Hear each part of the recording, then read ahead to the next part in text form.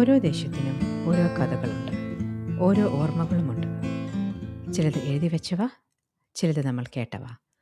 Echoes of Kerala പോഡ്കാസ്റ്റിലേക്ക് സ്വാഗതം. ഞാൻ വാണിപ്രഭ, ഒരു ശരാശരി Malayali. Legends that echo Malabar സീരീസിൽ ഇന്ന് ഞാൻ പറയാൻ പോകുന്നത് ഐതിഹ്യമാലയിലെ 13ാമത്തെ കഥയായ കോലത്തിരിയും സാമൂതിരിയും. ഈ എപ്പിസോഡ് കേരള ഹിസ്റ്ററി സീരീസിൽ ഇൻക്ലൂഡ് ചെയ്യാൻ പറ്റുന്ന ഒന്നാണ്. പക്ഷെ അത് ചെയ്യുന്നതിന് മുമ്പ് എനിക്ക് കുറച്ചുകൂടി റിസർച്ച് ചെയ്യേണ്ട ആവശ്യമുണ്ട്. എന്തായാലും നമ്മൾക്ക് ഈ കഥയിലേക്ക് കടക്കാം. കേരളം ഇന്ന് നമ്മൾ കാണുന്ന പോലെ ഒരു ഏകീകൃത സംസ്ഥാനമല്ലായിരുന്നു. ഒരു കാലത്ത് ഇത് പല ചെറിയ രാജ്യങ്ങളുടെയും അധികാര കേന്ദ്രങ്ങളുടെയും സമാഹാരമായിരുന്നു. കാരണം കേരളത്തിലെ അധികാരം എങ്ങനെ പ്രവർത്തിച്ചു എന്നത് മറ്റിടങ്ങളിൽ നിന്ന് കുറച്ച് വ്യത്യസ്തമായിരുന്നു. കേരളത്തിൽ അധികാരം രാജ്യത്തിൽ മാത്രമായിരുന്നില്ല, അത് കുടുംബത്തിലും കൂടിയായിരുന്നു. ആ കുടുംബങ്ങളെയാണ് നമ്മൾ വിളിച്ചത് സ്വരൂപം എന്ന്.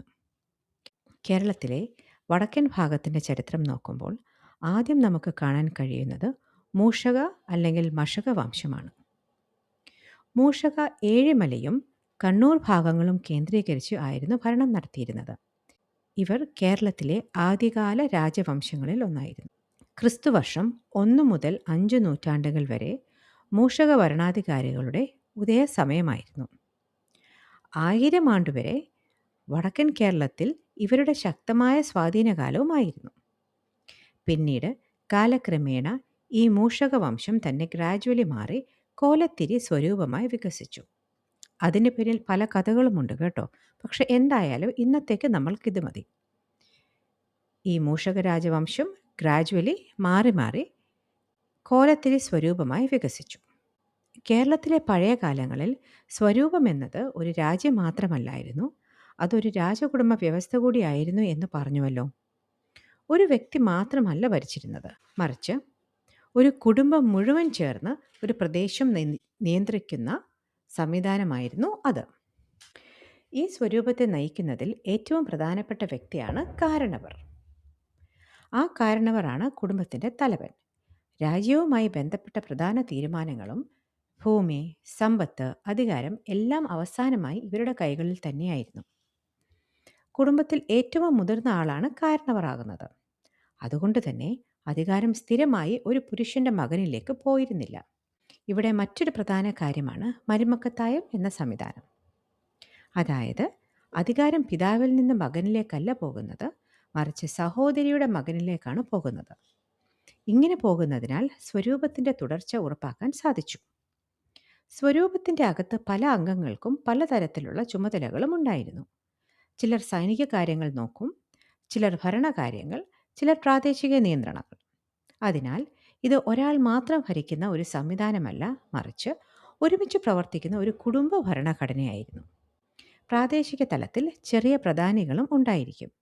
ഇവർ സ്വന്തം പ്രദേശങ്ങൾ നിയന്ത്രിക്കും. പക്ഷേ അവസാന അധികാരം കാരണവർക്ക് തന്നെയായിരിക്കും.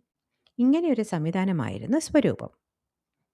ഇത് തന്നെയാണ് കേരളത്തിലെ മധ്യകാല ഭരണരീതികളുടെ ഒരു പ്രത്യേകതയും. സ്വരൂപങ്ങൾ ശക്തികളുടെ സിനോണിമായി വളർന്നു. നിരവധി സ്വരൂപങ്ങൾ ഉണ്ടായിരുന്നു. അതിൽ ചിലർ പ്രധാനമായിരുന്നു എന്നതൊരു സത്യമാണ്. കോലത്ത് സ്വരൂപം, പെരുമ്പടപ്പ് സ്വരൂപം, അതാണ് കൊച്ചിൻ രാജ്യം. വേണാട് സ്വരൂപം അല്ലെങ്കിൽ തിരുവിതാംകൂർ. നെടിയിരുപ്പ് സ്വരൂപം, അതാണ് സാമൂതിരി. അതെ, സാമൂതിരിയും ഒരു സ്വരൂപമായിരുന്നു. മറ്റു നിരവധി ചെറിയ സ്വരൂപങ്ങളും ഉണ്ടായിരുന്നു. അതുകൊണ്ടാണ് കേരളത്തിൻ്റെ രാഷ്ട്രീയം എപ്പോഴും സങ്കീർണമായിരുന്നു എന്ന് പറഞ്ഞത്. ഇനി നമുക്ക് കോലത്തിരിയെയും സാമൂതിരിയെയും ഒന്ന് കുറച്ചുകൂടി അടുത്ത് മനസ്സിലാക്കാം. കോലത്തിരിയിൽ നിന്ന് തന്നെ തുടങ്ങാം. കോലത്തിരി രാജാക്കന്മാർ കേരളത്തിലെ ഏറ്റവും പഴക്കം ചെന്ന ഭരണവംശങ്ങളിൽ ഒന്നായിരുന്നു. അവരുടെ വേരുകൾ മൂഷക വംശത്തിലേക്ക് പോകുന്നു എന്ന് ഞാൻ നേരത്തെ പറഞ്ഞുവല്ലോ. അതിനർത്ഥം അവർ ഒരു ദിവസം വന്ന ശക്തിയല്ല, നൂറ്റാണ്ടുകൾ പഴക്കമുള്ള ഒരു പാരമ്പര്യമായിരുന്നു അവരുടേത്. അവരുടെ ഭരണകൂടം കണ്ണൂർ, കാസർഗോഡ്, ഉത്തര കേരളത്തിൻ്റെ വലിയൊരു ഭാഗം. ഇത് കോലത്തുനാട് എന്നാണ് അറിയപ്പെട്ടിരുന്നത്. നിങ്ങളത് കേട്ടിട്ടുണ്ടാവുമല്ലോ. ഇവരുടെ അധികാരത്തിൻ്റെ സ്വഭാവം ഒന്ന് കാണാം. കോലത്തിരിയുടെ ശക്തി ഭൂമിയിൽ നിന്നുള്ളതായിരുന്നു, കർഷക വ്യവസ്ഥയിൽ നിന്നുള്ളതായിരുന്നു, സാമൂഹിക ഘടനയിൽ നിന്നുള്ളതായിരുന്നു. അവരുടെ വലിയ പ്രത്യേകത നേരത്തെ സൂചിപ്പിച്ചത് തന്നെ, അവരുടെ അധികാരം കേന്ദ്രീകൃതമല്ലായിരുന്നു. നാടുവാഴികൾക്കും പ്രഭുക്കന്മാർക്കും അധികാരം, ക്ഷേത്രങ്ങൾക്ക് വലിയ സ്വാധീനം, ഒരു ഫ്യൂഡൽ നെറ്റ്വർക്കായിരുന്നു അവരുടേത്. അതിനാൽ കോലത്തിരിക്ക് രാജാവ് എന്ന വിശേഷണത്തിലും യോജിച്ചത് അധികാര കേന്ദ്രം എന്ന വിശേഷണമാണ് എന്നാണ് എനിക്ക് തോന്നുന്നത്. കോലത്തിരിക്ക് സംസ്കാരത്തിലുള്ള സ്വാധീനം വളരെ വലുതായിരുന്നു. ഇവിടെയാണ് കോലത്തിരി ഇന്നും ജീവിച്ചിരിക്കുന്നത്. തെയ്യം അതിൽ പ്രധാനമാണ്. ഉത്തര കേരളത്തിൻ്റെ ആത്മാവ്, ദൈവങ്ങളും വീരകഥകളും സാമൂഹിക ചരിത്രത്തിൻ്റെ പ്രതിഫലനം, ഇതെല്ലാം നമ്മൾക്ക് തെയ്യത്തിൽ കാണാൻ കഴിയും. കോലത്തിരിയുടെ ഭരണകാലത്ത് ക്ഷേത്രങ്ങൾ വളർന്നു, ആചാരങ്ങൾ രൂപപ്പെട്ടു, കലയും സംസ്കാരവും ദൃഢമായി, വ്യാപാരവും ഉണ്ടായിരുന്നു. കണ്ണൂർ തുറമുഖം വഴി അറബി വ്യാപാര ബന്ധമുണ്ടായിരുന്നു. പക്ഷേ ഇവർക്ക് വ്യാപാരം പ്രധാനമായിരുന്നുവെങ്കിലും ഇത് അവരുടെ മുഖ്യ ശക്തിയായിരുന്നില്ല. കാലക്രമേണ കോലത്തിരിയുടെ ശക്തി കുറഞ്ഞത് എന്തുകൊണ്ട് എന്ന് ചോദിച്ചാൽ അവരുടെ സ്ട്രെങ്ത് തന്നെ അവരുടെ വീക്ക്നെസ് ആയി എന്ന് പറയേണ്ടി വരും. ഞാൻ പറഞ്ഞുവല്ലോ, അധികാരം കേന്ദ്രീകൃതമല്ലായിരുന്നുവെന്നും. അതിനാൽ തന്നെ അത് ചിതറിപ്പോയി. കേന്ദ്രഭരണം ശക്തമല്ലായിരുന്നു. ഇത് പുതിയ ശക്തികൾ ഉയർന്നു വരാൻ ഫേവറബിൾ ആയിട്ടുള്ള ഒരു കണ്ടീഷൻ ഉണ്ടാക്കി. കോലത്ത് നാട് ക്രമേണ ചെറിയ സംസ്ഥാനങ്ങളായി വിഭജിച്ചു. ഇതാണ് കോലത്തിരിയുടെ കഥ ചുരുക്കത്തിൽ. ഇനി സാമൂതിരി എന്ന ശക്തി ഉയർന്നു വന്നത് എങ്ങനെയെന്ന് നോക്കാം. നമ്മൾ കണ്ടുവല്ലോ, സാമൂതിരിയും സ്വരൂപം തന്നെ ആയിരുന്നുവെന്ന്. പക്ഷെ ഒരു പ്രധാന സ്വരൂപമൊന്നുമല്ലായിരുന്നു. അദ്ദേഹം ഏർനാട് ഭാഗത്തെ ഒരു നേതാവ് മാത്രമായിരുന്നു. അധികാരം പാരമ്പര്യമായി കിട്ടിയതുമല്ല, അത് ഉണ്ടാക്കിയെടുത്തതാണ്. ഏറനാടിൽ നിന്നാണ് സാമൂതിരി എക്സ്പാൻഷൻ തുടങ്ങിയത്. പിന്നെ അടുത്തുള്ള സ്വരൂപങ്ങളൊക്കെ ഗ്രാജുവലി അവരുടെ നിയന്ത്രണത്തിലാക്കി. ചില സ്വരൂപങ്ങൾ അബ്സോർബ് ചെയ്തു, ചിലരെയൊക്കെ അവരുടെ വരുതിയിലാക്കി. പിന്നെ ഒരു കൺസോളിഡേഷൻ ഫേസ് ഉണ്ടായിരുന്നു. സെൻട്രൽ നോർത്ത് മലബാറിൻ്റെ ഭാഗത്തുള്ള ചെറിയ സ്വരൂപങ്ങൾ പലതും അടയ്ക്കുവാനും അല്ലെങ്കിൽ അലയൻസ് ഉണ്ടാക്കിയും സാമൂതിരി സ്വന്തം നിയന്ത്രണത്തിൽ കൊണ്ടുവന്നു. പക്ഷെ എല്ലാവർക്കും സ്വാതന്ത്ര്യം മുഴുവനായി നഷ്ടപ്പെട്ടില്ല. പല സ്വരൂപങ്ങളും സ്വതന്ത്രരായ നാടുവാഴികളായി തുടർന്നു. കാലക്രമേണ സാമൂതിരി മലബാർ കോസ്റ്റിൻ്റെ വലിയ ഒരു ഭാഗം തൻ്റെ നിയന്ത്രണത്തിലാക്കി. അത് പ്രധാനമായും വ്യാപാരവും നാവികസേനയുടെ ശക്തിയും കൊണ്ട് തന്നെയായിരുന്നു. അങ്ങനെ പോയി കുറേ കാലം കഴിഞ്ഞപ്പോൾ പല സ്വരൂപങ്ങളും ഓക്കെ, ഫൈനൽ അതോറിറ്റി സാമൂതിരി തന്നെയാണ് എന്ന ഒരു അവസ്ഥയിൽ എത്തിച്ചേർന്നു. സാമൂതിരിയുടെ ഉയർച്ച പ്രദേശങ്ങൾ പിടിച്ചടക്കിയും വ്യാപാര മാർഗങ്ങൾ നിയന്ത്രിച്ചും കോഴിക്കോടിനെ ശക്തമാക്കിയായിരുന്നു. ഇത് കുറച്ചൊക്കെ നമ്മൾ കോഴിക്കോട്ടങ്ങാടി എന്ന എപ്പിസോഡിൽ കേട്ടതാണല്ലോ. കോഴിക്കോടിനെ ഈ വ്യാപാരങ്ങൾ വഴി ലോകത്തിലെ തന്നെ ഏറ്റവും വലിയ സ്പൈസ് ട്രേഡ് കേന്ദ്രങ്ങളിലൊന്നായി മാറ്റിയത് സാമൂതിരി തന്നെയാണ്. വ്യാപാരികൾ ലോകത്തിൻ്റെ എല്ലാ ഭാഗത്തു നിന്നും എത്തിയിരുന്നു. അറബികൾ, ചൈനക്കാർ, പിന്നെ യൂറോപ്യന്മാർ, അങ്ങനെ പോകുന്നു ആ ലിസ്റ്റ്. പിന്നീട് നടന്നത് നമ്മുടെ കേരളത്തിൻ്റെ മാത്രമല്ല, ഇന്ത്യയുടെ പോലും ചരിത്രം മാറ്റി എഴുതിയതാണ് അല്ലേ? അങ്ങനെ നോക്കുമ്പോൾ സാമൂതിരി ഇന്ത്യയുടെ ചരിത്രത്തിൽ പരാമർശിക്കപ്പെടേണ്ട ഒരു എൻറ്റിറ്റി ആണ് എന്ന് ഞാൻ വിശ്വസിക്കുന്നു.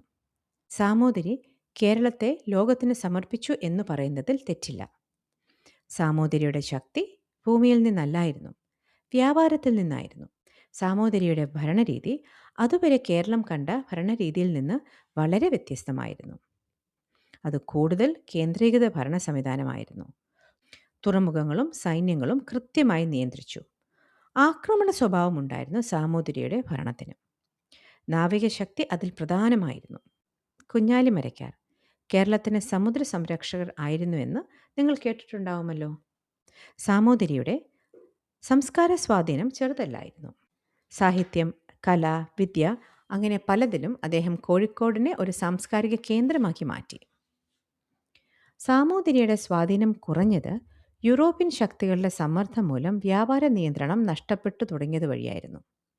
പക്ഷേ സാമൂതിരി കോലത്തിരിയേക്കാൾ കൂടുതൽ കാലം ശക്തി നിലനിർത്തി.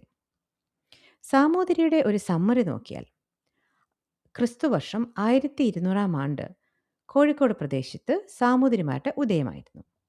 13 മുതൽ 15 നൂറ്റാണ്ട് വരെ സാമൂതിരിയുടെ ശക്തിയുടെ ഉച്ചസ്ഥാനമായിരുന്നു. മലബാർ തീരത്തെ പ്രധാന അധിപതികൾ, പ്രധാന മസാല വ്യാപാര ശൃംഖലകൾ നിയന്ത്രണം, ഇങ്ങനെ പോകുന്നു അത്. 15-ാം ആണ്ട് തൊട്ടാണ് പോർച്ചുഗീസുകാരുടെ ഇടപെടലും കടൽ സമരങ്ങളും കാരണം ശക്തി കുറയാൻ തുടങ്ങിയത്. 16-17 നൂറ്റാണ്ടുകളിലെ കാര്യം നോക്കിയാൽ വ്യാപാര നിയന്ത്രണത്തിലെ മാറ്റങ്ങളും പ്രാദേശിക സംഘർഷങ്ങളും മൂലം ക്രമാതീതമായി സാമൂതിരിയുടെ ഭരണം ക്ഷീണിച്ചു. 17-ാം നൂറ്റാണ്ടിൻ്റെ അവസാനമായപ്പോൾ മൈസൂർ അധിനിവേശങ്ങൾക്ക് ശേഷം ശക്തമായ തകർച്ച നേരിട്ടു. മൈസൂർ അധിനിവേശം എന്ന് പറഞ്ഞാൽ ഹൈദരാലി, ടിപ്പു സുൽത്താൻ അങ്ങനെ പോകുന്നു. 18-ാം ആണ്ടോടുകൂടി ബ്രിട്ടീഷ് ഭരണത്തിൽ നാമമാത്ര അധികാരമായി ചുരുങ്ങുന്നു. ഇത് നമ്മൾ മലയാളികളുടെ ചരിത്ര പുസ്തകത്തിലെ ഒരു പ്രധാന ഏടാണ്. കേരളത്തിൻ്റെ കഥയിൽ 2 വഴികൾ നമുക്ക് കാണാം. ഒന്ന് കോലത്തിരിയുടേതും ഒന്ന് സാമൂതിരിയുടേതും. കോലത്തിരി പാരമ്പര്യത്തിൽ നിന്ന് വളർന്ന ശക്തിയാണ്, ഭൂമിയിലും ആചാരങ്ങളിലും ഉറച്ചത്. സാമൂതിരി ഉയർന്നു വന്ന ശക്തിയും വ്യാപാരവും തന്ത്രവും മുഖമുദ്രയായിട്ടുള്ള ഒരു ശക്തിയായിരുന്നു. കാലം മാറി, രാജ്യങ്ങളില്ലാതായി. പക്ഷേ കോലത്തിരി നമ്മോട് പറയുന്നത് കേരളത്തിൻ്റെ ആത്മാവ് എവിടെ നിന്നാണ് വരുന്നത് എന്നാണ്. സാമൂതിരി നമ്മോട് പറയുന്നത് കേരളം ലോകത്തോട് എങ്ങനെ സംസാരിച്ചു എന്നാണ്.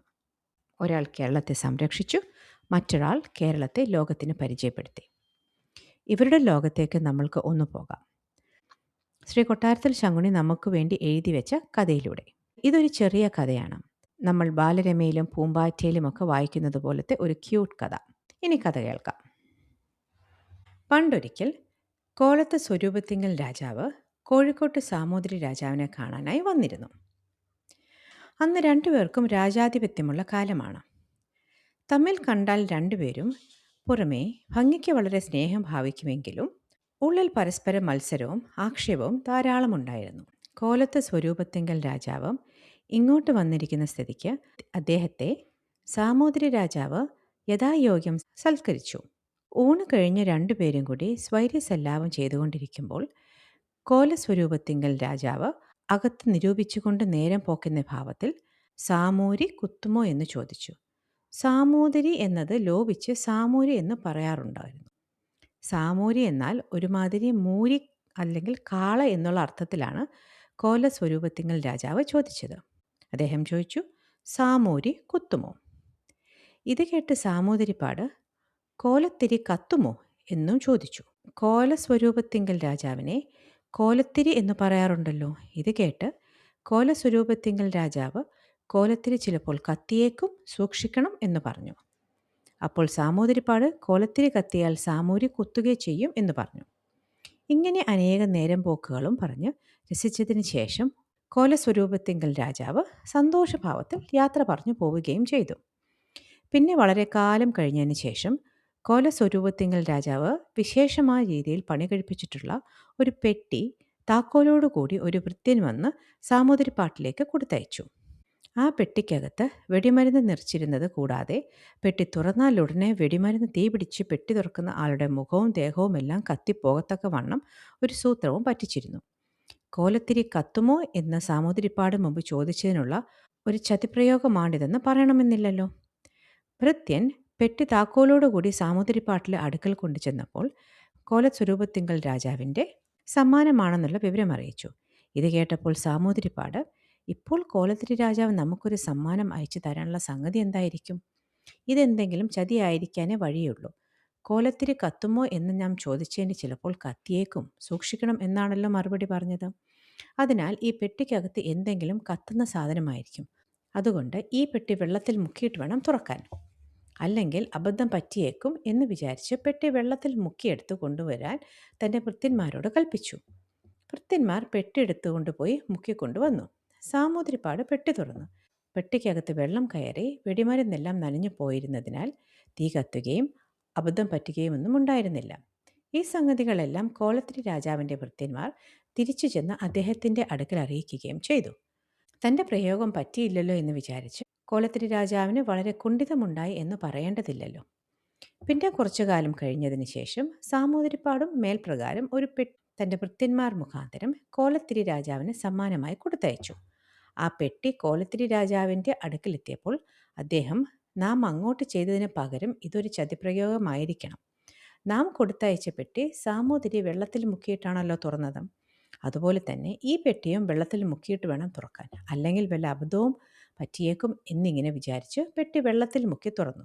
പെട്ടി വെള്ളത്തിൽ മുക്കി തുറന്നു നോക്കിയപ്പോൾ അതിൽ നിറയെ കടന്നൽ കൂടുകളായിരുന്നു. പെട്ടിക്കകത്ത് വെള്ളം കയറിയപ്പോൾ കടന്നലുകൾ അതികോപത്തോടുകൂടി ഇളകി വശായി. ആ സമയത്താണ് കോലത്തിരി രാജാവ് പെട്ടി തുറന്നത്. പിന്നത്തെ കഥ പറയണമെന്നില്ലല്ലോ. കടന്നലുകളുടെ കുത്തുകൊണ്ട് കോലത്തിരി രാജാവിന് നിവൃത്തിയില്ലാതെയായി. അനേകം ആളുകൾ കൂടി കടന്നലുകളെ അടിച്ച് തീവെച്ചും ചുട്ടും മറ്റും നശിപ്പിച്ച് രാജാവിൻ്റെ പ്രാണനെ രക്ഷിച്ചു എന്ന് പറഞ്ഞാൽ മതിയല്ലോ. ഈ കഥ എങ്ങനെയുണ്ട്? ഞാൻ പറഞ്ഞതുപോലെ ഒരു ക്യൂട്ട് കഥയല്ലേ?